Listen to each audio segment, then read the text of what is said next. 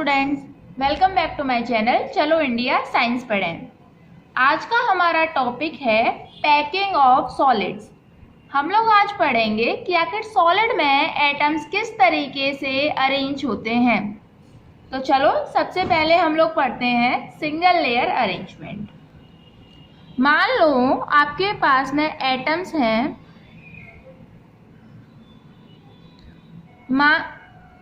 मान लो आपके पास में एटम्स हैं और ये आपको एक सिंगल लेयर में अरेंज करने हैं। तो आपने एटम्स को कुछ इस तरीके से रखा। सिंगल लेयर मतलब इस तरीके से अरेंज करना है। तो आपने अरेंजमेंट कुछ इस तरीके से किया। ये बात आप लोग ध्यान रखना कि ये सारे एटम्स आइडेंटिकल हैं। इन सबका साइज एक जैसा ही है। हालांकि ये बनने में छोटे बड़े भले ही हो सकते हैं, लेकिन ये सारे एटम्स आइडेंटिकल हैं। तो आपका ये हो गया सिंगल लेयर अरेंजमेंट। इस टाइप के अरेंजमेंट को हम लोग बोलते हैं स्क्वायर पैकिंग। अब देखो जरा, एक एटम कितने एटमों से घिरा हुआ है? 1, 2, 3 और 4। तो इसका कोऑर्डिनेशन नंबर कितना? 4। सिंगल लेयर में एक तरीका तो ये था।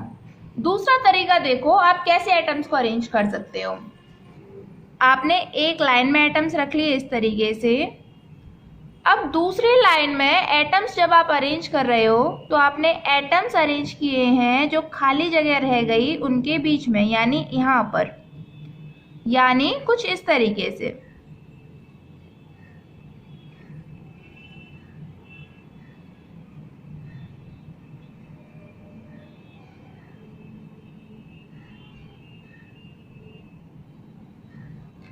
इस टाइप की पैकिंग को हम लोग बोलते हैं हेक्सागोनल पैकिंग।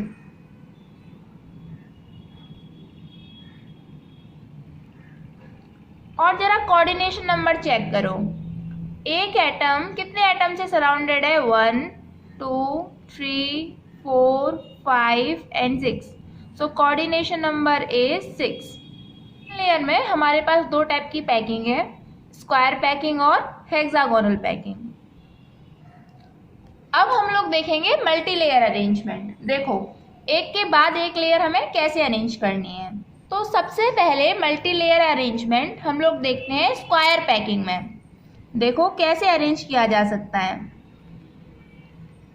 आपने स्क्वायर पैकिंग उठाई। स्क्वायर पैकिंग के अंदर कुछ इस तरीके से एटम्स अरेंज थे सिंगल लेयर में। अब जब आपको दूसरी लेयर रखनी है एटम्स की, तो आपने इसी लेयर के ऊपर एक और लेयर एग्जैक्टली ऐसे ही रख दी। समझ में आ रहा है? इन्हीं एटम्स के ऊपर एग्जैक्टली ऐसे ही एटम्स हमने ऊपर रख दिए। तो दूसरी लेयर भी सेम पहली जैसी हो जाएगी। अब अगर आपको तीसरी लेयर रखनी है तो हमने दूसरी लेयर के ऊपर अगेन तीसरी लेयर रख दी। इस तरीके के अरेंजमेंट को हम लोग बोलते हैं ए अरेंजमेंट। क्या मतलब है इसका? इसका मतलब है कि आपने पहली लेयर को ए मान लिया है और दूसरी लेयर में आपने एग्जैक्टली आइडेंटिकल एटम्स रखे हैं उसके ऊपर, यानी आपकी दूसरी लेयर एग्जैक्टली पहली लेयर जैसी है, तो उसको भी आप क्या नाम रख सकते हो? ए। इसी तरीके से हम लोग एटम्स की लेयर रखते चले जाते हैं और इसको बोलते हैं ए अरेंज। अब देखो स्क्वायर पैकिंग में एक और तरीके से आप लोग मल्टी लेयर अरेंजमेंट कर सकते हो। आपने ये सिंगल लेयर रखी एटम्स की। अब आप दूसरी लेयर रखने जा रहे हो ऐसे, यानी जो बीच में स्पेस बचा है उसके ऊपर आपने दूसरी लेयर एटम्स की रखी है। एटम सारे आइडेंटिकल हैं, बस आपको पता चल सके इसीलिए मैं रेड कलर से बना रही हूँ।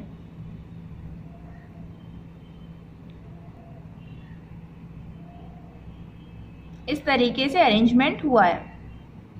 अब जब आप तीसरी लेयर रखने जा रहे हो तो आपने एग्जैक्टली जैसे पहली लेयर रखी हुई थी उसी के ऊपर तीसरी लेयर रख दी, यानी पहली लेयर रखी, दूसरी लेयर रखी और जो तीसरी लेयर के एटम वो एग्जैक्टली पहली लेयर जैसे रखे हैं। तो जरा इस चीज को विजुअलाइज करो। तो एटम्स रखे हुए हैं, फिर बीच में एटम्स रख दिए, फिर तीसरी लेयर में पहली के जैसे एटम्स रखे हुए हैं।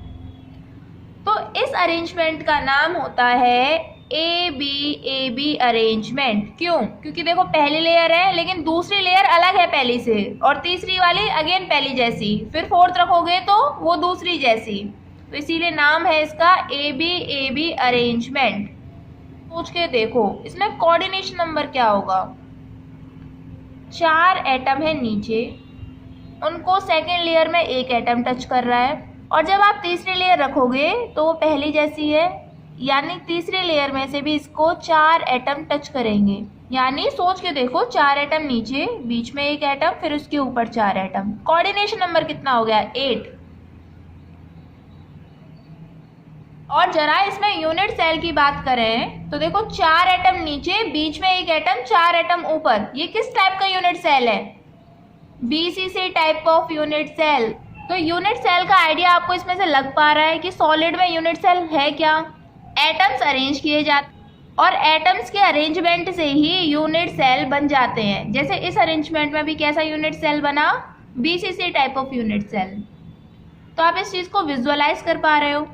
अब आगे हम लोग देखने जा रहे हैं हेक्सागोनल पैकिंग का मल्टी लेयर अरेंजमेंट। और हेक्सागोनल पैकिंग का मल्टी लेयर अरेंजमेंट भी 2 तरीके से होता है, तो चलो देखते हैं। हेक्सागोनल पैकिंग का सिंगल लेयर अरेंजमेंट कुछ इस तरीके से किया हुआ था।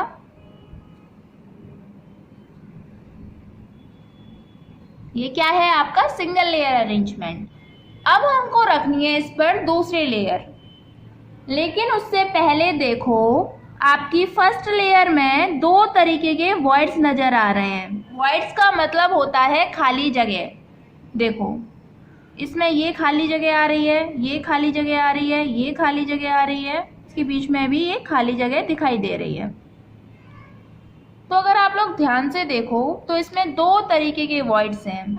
एक ऐसे ट्रायंगल जिनकी टिप ऊपर की तरफ है, और कुछ ट्रायंगल ऐसे आ रहे हैं जिनकी टिप नीचे की तरफ है। 2 तरीके के अलग अलग ट्रायंगल्स या वॉइड्स देखने को मिल रहे हैं।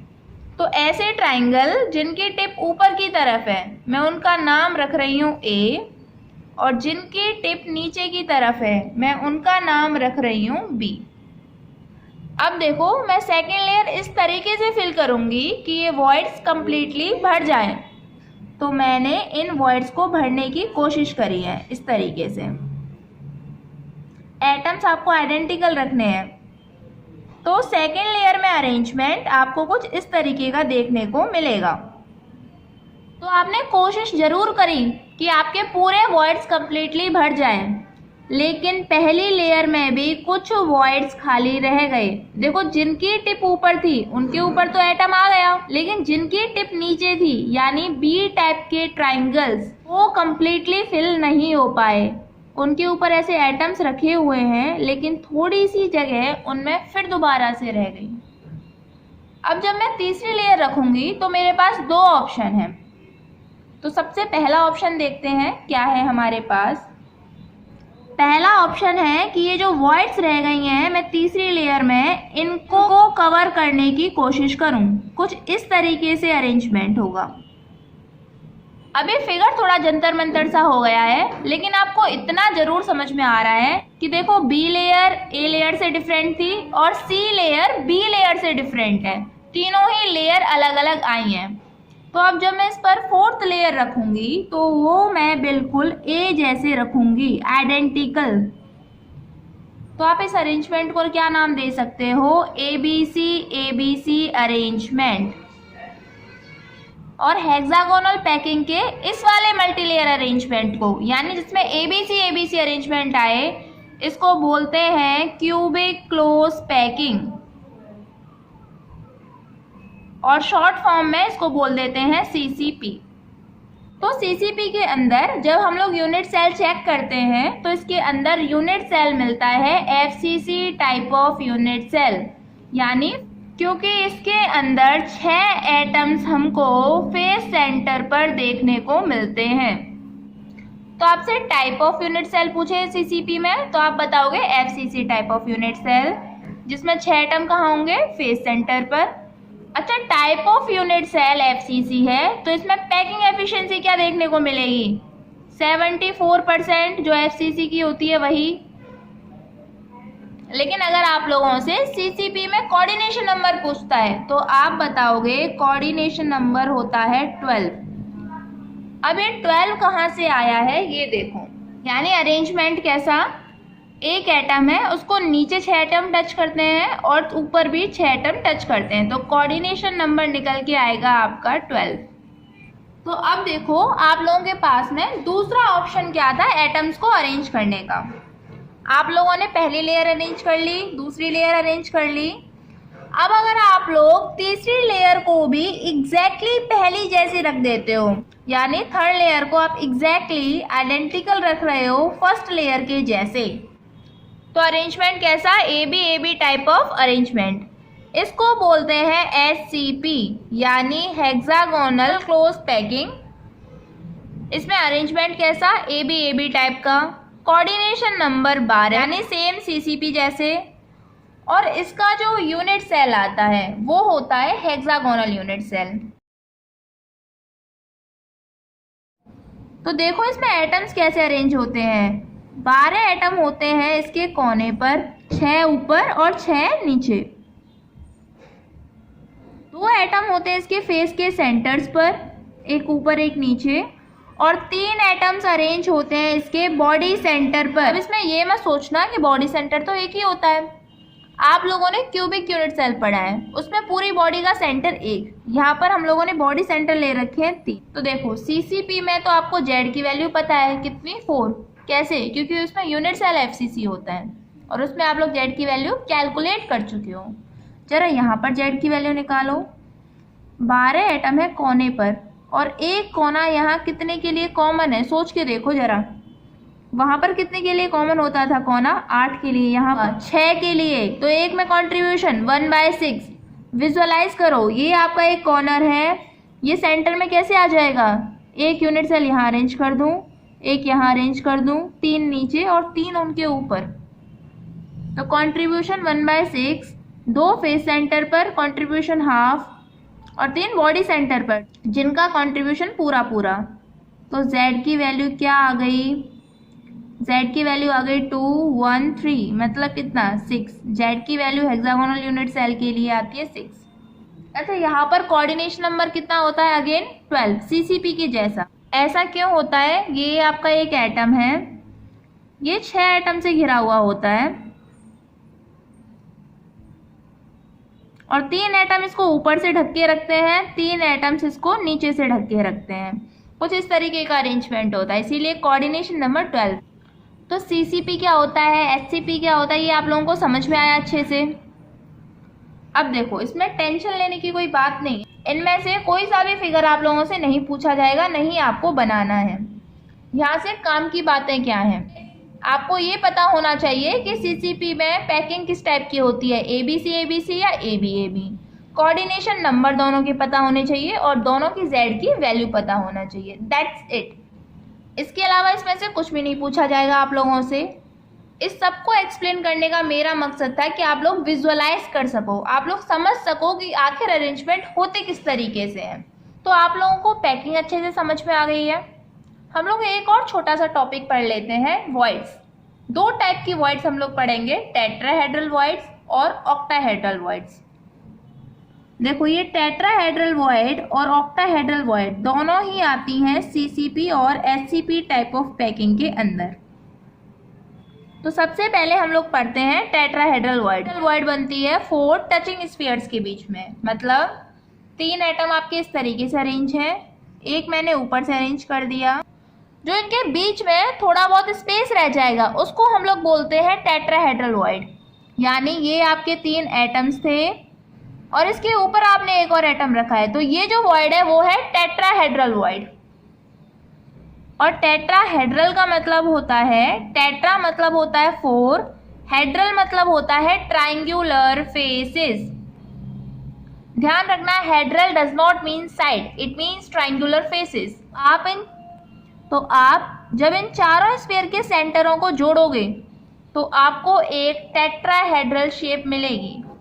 तो आप लोगों को कुछ इस तरीके की शेप देखने को मिलेगी। देखो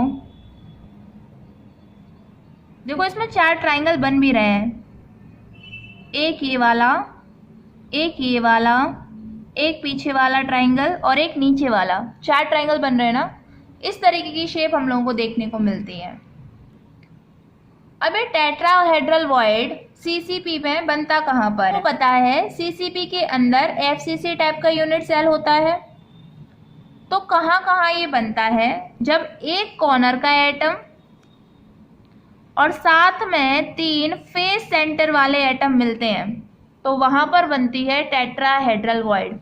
मतलब तीनों फेस सेंटर वाले नीचे वाली लेयर का रोल निभा रहे हैं और ऊपर से एक कॉर्नर वाला, तो 4 स्फीयर हो गए, इनके बीच में बनेगी टेट्राहेड्रल वॉइड।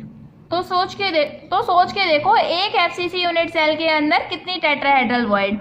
एक कॉर्नर वाला एटम, साथ में एक पीछे का फेस सेंटर्ड और एक ये वाला इस साइड वाला।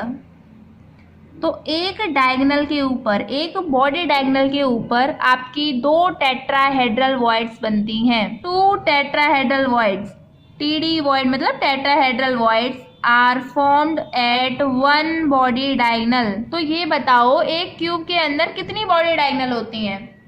4। एक बॉडी डायगोनल पर 2 टेट्राहेड्रल वॉइड, तो 4 बॉडी डायगोनल पर कितने? 8। मतलब है इसका कि एक एफसीसी यूनिट सेल में टेट्राहेड्रल वॉइड होती है 8 और Z की वैल्यू होती है 4। यानी टेट्राहेड्रल वॉइड डबल होती है नंबर ऑफ एटम्स की। सिंपल। अगर आप लोगों से एचसीपी में पूछे तो Z की वैल्यू 6, तो उसमें टेट्राहेड्रल वॉइड 12 होती हैं, डबल होती हैं। जितने भी नंबर ऑफ एटम्स होंगे उसके डबल होंगी। सिंपल, आप लोग इतना याद रखो। तो नेक्स्ट हम लोग देखते हैं ऑक्टाहेड्रल वॉइड्स। वॉइड बनती है बिटवीन 6 टचिंग स्फीयर्स। 3 एटम इस तरीके से और 3 उसके ऊपर इस तरीके से। जहां जहां इस तरीके का अरेंजमेंट होगा उनके बीच में बनेगी octahedral void. Again octa means 8 और हेड्रल मतलब ट्राइंगुलर फेसेस। तो अगर इन सभी 6 एटम्स के सेंटर टू सेंटर ज्वाइन किया जाए तो आपको ऑक्टाहेड्रल ज्योमेट्री मिलेगी कुछ इस तरीके से।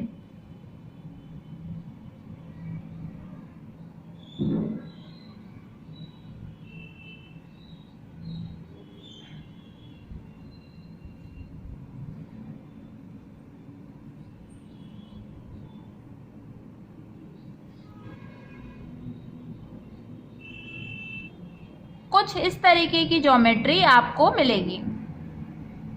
अच्छा, अब ऑक्टाहेड्रल वॉइड प्रेजेंट कहाँ पर होती है ये समझो। ऑक्टाहेड्रल वॉइड प्रेजेंट होती है at body centre and edge centres. तो जरा निकालो, बॉडी सेंटर पर जो वॉइड होगी वो तो पूरी एटम के अंदर गिनी जाएगी। एज सेंटर पर जो वॉइड होगी वो कितने में कॉमन होगी?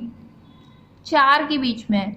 तो 12 एज सेंटर होते हैं और 1/4 एक के लिए कंट्रीब्यूशन। कितनी वैल्यू आई? 4। यानी एक यूनिट सेल के अंदर 4 ऑक्टाहेड्रल वॉइड्स होती हैं।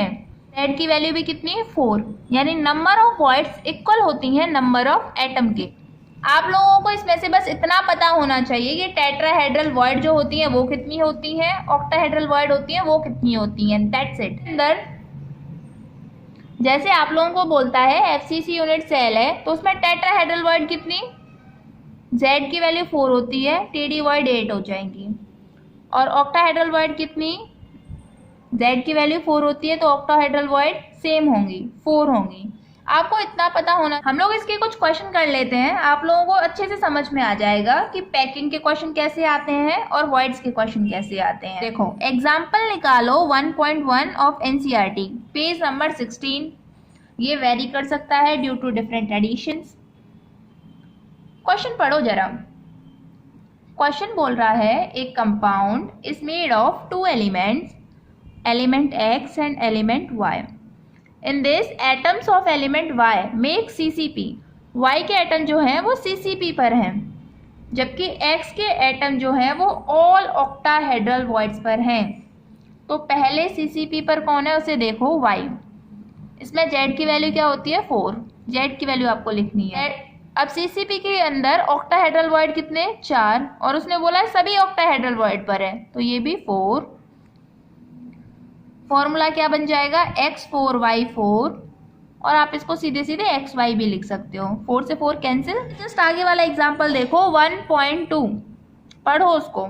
Of element B forms HCP lattice and those of element A occupy 2/3 of tetrahedral void।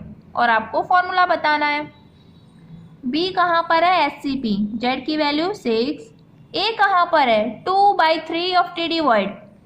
HCP में टेट्राहेड्रल वॉइड कितनी डबल होती है? टेट्राहेड्रल वॉइड 12 होंगी और उसमें से 2/3 पर प्रेजेंट है, तो 2/3 × 12, 3 4 जा 12। तो A कितना आने वाला है? A 8, B 6। सिंप्लीफाई करके क्या लिख सकते हो? A 4, B 3। समझ में आ रहा है ये?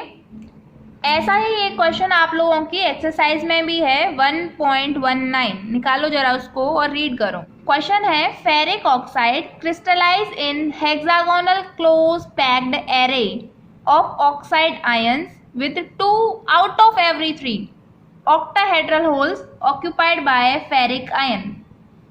आपको फॉर्मूला बताना है। क्वेश्चन है फेरिक आयन है यानी आयरन है, Fe इसका सिंबल है और ऑक्सीजन है। क्वेश्चन में बोला है कि आयरन कहाँ पर है? With 2 out of every 3 octahedral holes occupied by ferric iron। मतलब आयरन लोकेटेड है ऑक्टाहेड्रल होल्स में, जबकि ऑक्सीजन कहाँ पर होगा? HCP में। HCP में Z की वैल्यू 6।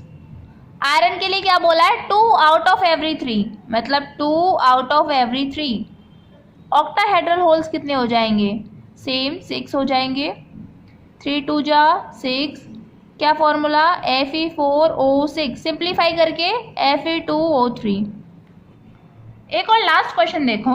आप लोगों को एलिमेंट दे रखा है M और N। क्वेश्चन बोल रहा है M ऑक्यूपाई करता है CCP लैटिस, मतलब Z की वैल्यू 4, और N ऑक्यूपाई कर रहा है 1/3 ऑफ टेट्राहेड्रल वॉइड। तो 1/3 टेट्राहेड्रल वॉइड कितने? 8। तो अब आप लोग फॉर्मूला क्या लिखोगे? M4, N की वैल्यू 8/3।